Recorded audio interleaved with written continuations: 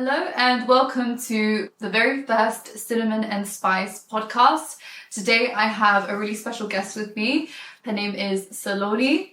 She is a singer-songwriter from London and Milton Keynes, and her original music and remixes have an eclectic mix of pop, R&B and Bollywood, bringing together her Eastern and Western worlds. Saloni's versatility allows her to sing in many genres and in over 10 languages. Saloni, you have achieved so many amazing things, including performing at Wembley Arena, releasing your EP Rani, and also winning recently the Ethnicity Awards, nominated amongst major artists such as Ray and Zayn. Do you think 10 years ago you would have seen yourself where you are now? And have you always wanted to be a singer, and was this the way you envisioned it? Firstly, thank you for having me on. It's nice to chat with you. I feel like we work together and it's nice to just kind of talk to each other about this stuff. 10 years ago, definitely not. Wouldn't have expected to be where I am today. I think it's nice to see that growth, and I feel like artists in general, you kind of just keep on like hustling and you keep on going and you don't really like take that moment to step back. And I feel like I've tried to do this more recently, just kind of look back at where I was like a few years ago and see how that's been. And never would I have thought, Wembley Arena or being like nominated amongst like, Zayn Malik and all of that people I literally grew up listening to. It's amazing. Thank you. So yeah, it's been amazing. And I just know that if I keep pushing harder, I'll only get high, get up more and just keep thriving for it. Yeah, no, absolutely. And I do think what you said about, taking those moments to reflect on what you have achieved 100%. And reflecting on, because the growth is always, it's incremental. Every time that you're doing things that, also when you do things that don't work, like all of that is actually part of your success as well. Yeah, I think there's one thing I always there are a few lines that I kind of stand by, and one of them is that like every failure is like stepping stone to success. And I feel like you've heard that quote everywhere. It's so cheesy, but it's actually so true. Because and I feel I've tried to tell myself this every time. Like, if there is a failure, like, there's a reason behind it. It's like, yeah, the stepping stone to success one is one line, and then the other one is like, everything happens for a reason. So like, there's a learning to take from it, and kind of just, it right now wasn't your right time if it didn't work out, and there's something better out there for you, and you kind of find that later on. And so if you take that approach, you're just kind of like, okay, there's a reason behind this, and you just kind of keep going until you kind of get what you want. Yeah, exactly. I think that's so true. It is important to also see like all of it, and I think especially with music, it's one of those things where there will be countless failures. There's always going to be so many things that you do, that you try, that doesn't work. Like, trying to gain recognition, trying to gain fans and listeners can sometimes feel like you're screaming in a void. Yeah, it does feel like sometimes your efforts aren't coming to fruition very easily. I agree, and I think that's where when you feel that way, that's when you've got to like take a bit of a step back and kind of remind yourself what you're doing it all for. Like, is it for all the clout, or is it because you love the music that you're doing, and like, do you need some time to like take away just to kind of go into a bit of a hole and kind of rejuvenate? And I think it's important to like know when those moments are, and I feel like only you will truly know, you as an artist, and like, you kind of get there. But I think it's very important to take those breaks, and that helps with like, not kind of being consumed by like other people around you and like status quo, I guess. Yeah, no, and on that topic, have you experienced, I'm sure you have, like creative burnout, and how would you go about making sure that doesn't happen, or how do you recover from it? I think, I don't know like whether I've experienced the definition of burnout, but I know that I've been very, very close, and I think I was able to identify that, and I was like, okay, now's the time to like step back a bit. I mean, for me, last year was a really big example of that. Like, I was doing so much, like, left, right, centre, whether that be with music, like work outside of music, personal life, everything. It just felt like it was a lot, especially with me trying to release the EP last year, which you were on. I loved it. I loved every bit of it, but it was just way too much. And I think I took that as like, okay, it's time for me to like take it slow a bit. And that's kind of what I did with the first half of this year, because I was like, okay, it's time to take a bit of a step back. And then now I'm just feeling like more motivated than ever to kind of get back out there, and recently performed, and it just felt amazing and like the feeling of going back on stage after that break just feels so much better than like continuously going non-stop. So yeah, I think it's when like you kind of get those signs when you're not enjoying what you're doing. Exactly. I think that's actually probably the best. Like,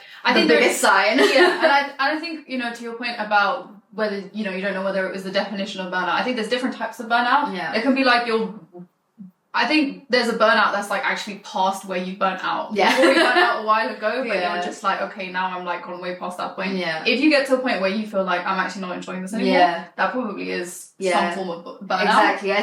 I mean, I've always said like the reason I do music is because I love performing, and like it's like just the reason I do music is because I like performing to an audience. Yeah. And the first time ever I felt when I performed on stage, I didn't fully enjoy it. And that to me felt really heartbreaking, because I was like, that's why I do music. So why would I not enjoy this? And I think I took that as the sign that I need to like take it down a notch now and kind of take some time to rejuvenate. And then now I'm back on stage and I absolutely love it. Yeah. So. And how would you say you continue to keep yourself inspired? You know, you're writing so many songs, you're performing so much, you're doing all this work. Like, how do you keep that creative energy flowing? Working with different people, like literally like just working together. I think being able to spark that energy with like different creatives around you really helps. Yeah. And then also just listening to a load of music. Yes. And kind of like, I feel like you tend to get this vibe and you're like, oh, I like how that sounds, I want my next song to kind of sound like that, and you create a bit of a playlist, you listen to it. So I think it's a mixture of things, but I think definitely top one is like working with other people. I feel like if you work by yourself, you're not really going to get that. Like, some people prefer to work with themselves for sure, but I think I'm a very like people's person. I like working with people. Yeah. And so definitely when I work with different people, I feel like that creative juice is just there. Yeah, no, for sure. I think you learn a lot also by seeing like how other people work. Yeah. And that's always like a great source of inspiration as well. Yeah. So being a musician is not a common profession in Asian households. Yeah. How did your family react to you wanting to pursue Western music? I mean, I've seen your parents at your show, like they seem really supportive. Was it always like that? Did you have to convince them? And I mean, you know, your parents are one thing, but what about your, like, you know, rest of your family back in India? Like, what do they think? Funnily enough, I don't think I wanted to do music so much when I was younger. My mom would like force me to my like Sangeetam classes, like Carnatic classes as a kid, and do them and like kind of put me into competitions. I remember like the first like Western competition I didn't even want to go there. I was like, Mom, why did you sign me up? Like, I don't want to be here right now. But I think those initial pushes then led me to loving it more. Like there was one really big one that kind of molded me as an artist, which is this artist development company. So I did a show, and then they were the judges for that, and then they scouted me and they were like, why don't you join our artist development camp and we can like train you to be like an artist. It's not just about singing, right? It's about performing to an audience, songwriting, marketing, how you present yourself, all of that stuff. And this was when I was about 13, I think, 12, 13. And I was like, I don't want to go because this was in Rugby and I lived in Milton Keynes, so 2.5 hours every other week. I was like, I really don't want to be here right now. Why? Like, what's pushing me? And it was my parents. Like, my parents were taking me to these things. So the support was there from the very beginning, even when I didn't even know if I wanted to do it. I think Dad's always been like, try out stuff that's not your typical academics. Like for me it was music, for my brother it was sports, and like I think he always wanted to see us going into different directions. So I'm really lucky to have parents that push me into things that they actually wanted you to exactly expand outside of academics. But then I think I took it so seriously. They were like, okay, now you need to focus on your studies. So like it can go both ways, but the initial like motivation was from them. And then I think I started to think, okay, you know what, I could see myself doing this as a career, and I tell them this, and they're like, as long as you still get your studies done, you can do it. And so that's why, you know, I did uni, like kind of did the studies that they wanted me to do, but still pursued music as much as I can. And I think when it came to like family outside of my parents, initially it was like, what, like it was great, because it was like they'd see me doing stuff outside of the norm. They'd obviously keep asking like, are you focusing on your studies and stuff like that, and I'd say and me getting good grades just helped with that case. But I think the more they'd see the success of it, they were like, wow, he's doing really well. So I think that's part of it. You just got to prove yourself.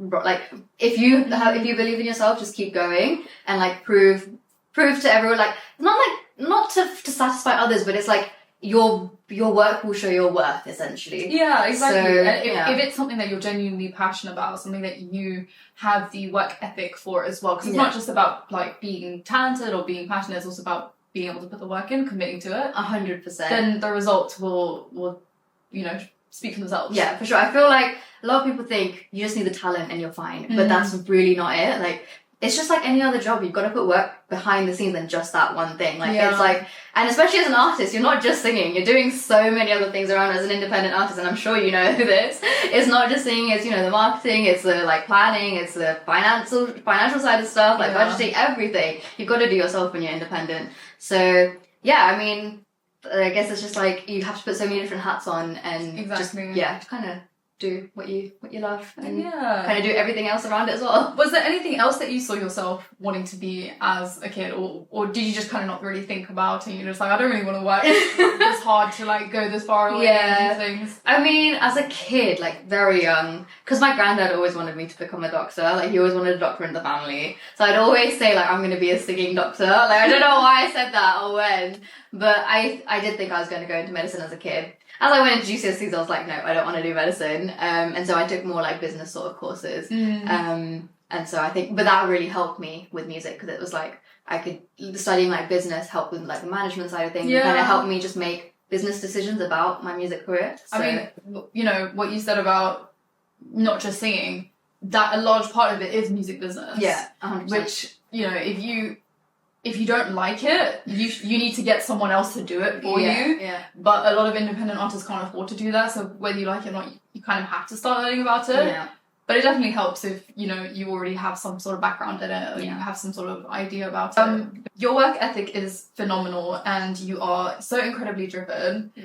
What would you say is the key to maintaining that drive and focus? I think it's having like a plan and like an end goal, like a 5-year plan, or like, to be fair, if someone asked me what my 5-year plan was, I wouldn't really know what to say, but like, I have that end vision, like I know what I want to get to. And I feel like having that in your head is what would drive you. And like, yeah, you have that 5-year vision, but you can't just leave it at that. You've got to like break it down. And I feel like I'm getting businessy now, but like, it's like you break it down and like year by year, what do you want to achieve? Like by the end of this, so at the start of every year, I'll make a plan of like what I want to achieve by the end of this year. And then I'll break it down into like, what can I do to achieve those things? And like, another thing is you've got to make sure that you're not too hard on yourself. If you don't achieve it, it's also fine. But like, at least you're like one step, you're not being a bum. You're not just sitting on, like, you're not just doing nothing. You're still working towards that goal. And it's okay if you kind of like take a bit of a step back. But I think it's really important to like just have those checkpoints. Just like measurable goals. Yeah, measurable goals, smart goals. So it's, and like, I think it's not just about, it's like as someone has a New Year's resolution, and like, don't just leave it once you've made it. Like, have a 6-month check-in. Like a plan. Exactly. Like I literally made my H2 plan the other day, because I was like looking at what to do for the second half of the year. And so I think it's just making sure you keep yourself on track, and I think that's what keeps me driven, because I'm like, okay, I have this goal and I'm gonna work towards it. Exactly. And I think it's just also seeing how things have happened, like when you see the success coming through, you're like, oh, I want more of it, and I want to do more of it. And it kind of, that really helps. And then there are times where like that success isn't, like the success that I feel like I want isn't coming through. But then I remind myself, but I have come so far. And like, my reason for doing this is because I like being on stage, I like performing, and I like getting my music out there. And so that motivates me. And then, oh my god, the other day I had my performance, and someone came to me after and said that my album got them through a really tough time. And like, when you hear that, it's like, okay, wow, like your music isn't just for you, it's for other people as well. And that's kind of what I started it all for, like the whole combining the two cultures is like to represent the underrepresented. And then to be able to like see that it's actually affecting people in a positive way, it just makes you want to do it more. Yeah, exactly. And do you know what, like, as funny as it sounds to like treat your goals like a business, I saw this couple do it on TikTok where they meet up one day and they have like a strategy day, and it's literally just an entire day like for the year, and they plan things out like they're a business. Like, you have like a corporate plan of like, okay, these are the kind of things we're trying to achieve. But also like when you're working towards it, understanding that all these little things that you're doing are leading up to something, and that there is a bigger picture. 100%. And I mean, like, music is a business. Like, if you're doing it seriously as a career, it's a business. You've got your own, especially like when you do your finances and stuff, like, it's under a business account, and you're making your decisions, like it's business decisions you're making essentially. So I think it's important to have that head switched on and to have it like to not just go with the flow. Like there's got to be a plan. Yeah. And that helps. What advice would you give to someone who is starting out and they want to make and release music as well? What would you say, like, what did you wish you knew? What do I wish I knew? I think just keep going. I mean, which I kind of like, I think people around me were just like, don't, like, just keep going. Don't feel like disheartened if something doesn't work out. But like, know that streams and views, they're not going to come in immediately. It's like, consistency is key. Keep doing it and you'll eventually get them. Yeah. And like, especially when you're starting out, I think for me, find out what your fears are and how you can overcome it. Like for me, it was being in front of a camera and singing. Like, really? Yeah, I hated it. Like I would sing in front of like crowds. I love that. But singing to a camera, I'm like, I don't want to sing to myself. Like there's no one in this room. What am I saying? Who am I singing to? But I like overcame that by doing like, I would like force myself every week to like record something and post it on YouTube. And that kind of helped me overcome my fear. And now I just record in front of the camera all the time. Like it's part of what we do.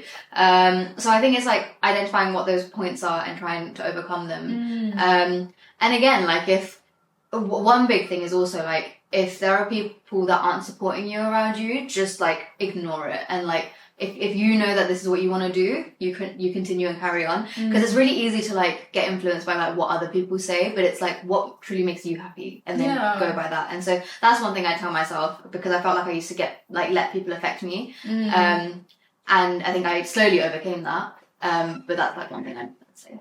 No, that's really good advice. Yeah, I definitely think also like, you know, as simple as it sounds, to keep going is also a big part of it when you start out, is also working on your craft as well. Yeah. You know, like when I started out as well, I used to kind of think like, oh, I want to like get these, like I want to release something and I want the recognition for it. Like it wasn't just about like clout, but it was about getting recognition. Yeah. But also during that time when I was working on that, I got so much better at what I was doing. 100%. Yeah. And a lot of it is also just getting better at what you're doing, which requires you to keep writing, it requires you to keep recording, it requires you to keep releasing, and you know your first single is never going to be the best thing out there. But you got to start somewhere. Exactly. It's the whole thing of like just doing more of it until you get better.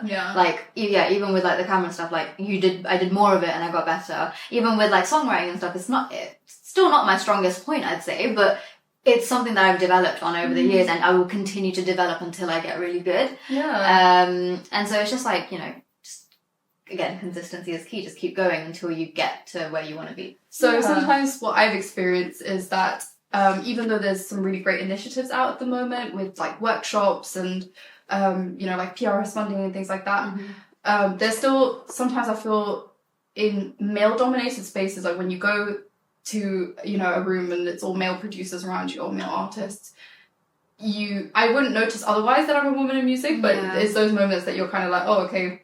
You know, and sometimes I've seen, it's not with just myself, with my friends as well, there's a tendency to kind of get overlooked and, you know, dismissed a little bit.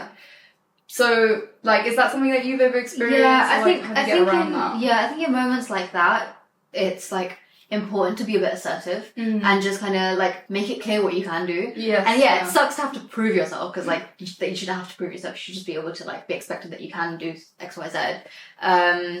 But I guess it's just part of it. And I guess being like, those initiatives help you kind of be in the situation where you can show that you can do things or like build the craft, develop stuff. Like for example, like there's different funding that's like for women specifically, and that helps you then like build like, you know, experience around producing, if that's what like people want to do, which is quite a less like not really seen that to have many like females in production, or that's what's perceived. There are so many females in production, but it's just not seen out there. Or to kind of develop that sort of skill to then be able to show in like a room full of males that you can do it. And I think, not everyone can do everything. And so like pick those few things that you can, and then that's your specialty that you bring to the table. I guess that's kind of with everything, but I feel like that's a way that you can kind of stand out and kind of overcome the whole male dominated space and kind of like show that you have value to bring. 100%. And I think it actually goes back to what you said earlier as well, you know, about working on your craft so that your work speaks for itself. Yeah. And especially when you're in those male dominated spaces, like you said, just being assertive, and then also being like,